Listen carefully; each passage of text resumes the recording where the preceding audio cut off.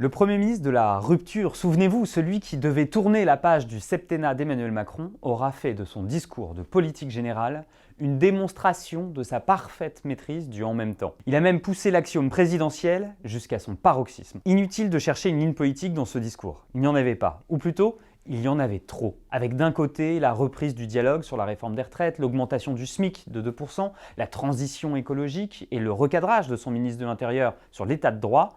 Voilà, ça c'était pour la gauche. Et de l'autre côté, la maîtrise des dépenses publiques, la création de structures d'enfermement pour les courtes peines, des comparutions immédiates pour les mineurs et le soutien aux mesures strictes contre l'immigration de son ministre de l'Intérieur.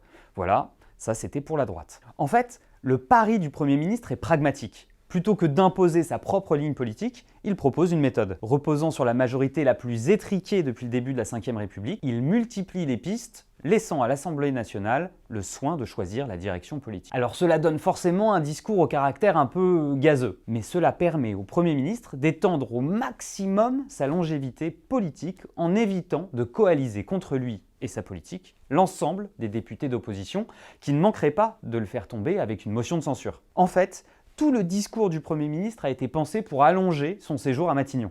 La preuve, ce projet de réfléchir à l'instauration de la proportionnelle, une idée contre laquelle les Républicains, le parti du Premier ministre, s'est toujours battu, mais soutenu de longue date par tous les petits ou ex-petits partis comme le MoDem, la France Insoumise ou le Rassemblement National. En ouvrant la voie à cette réforme, Michel Barnier espère donner l'envie aux différentes forces politiques d'attendre qu'elle soit adoptée avant de le faire tomber. Reste à savoir si les députés insoumis et Rassemblement National auront la patience d'attendre jusque-là.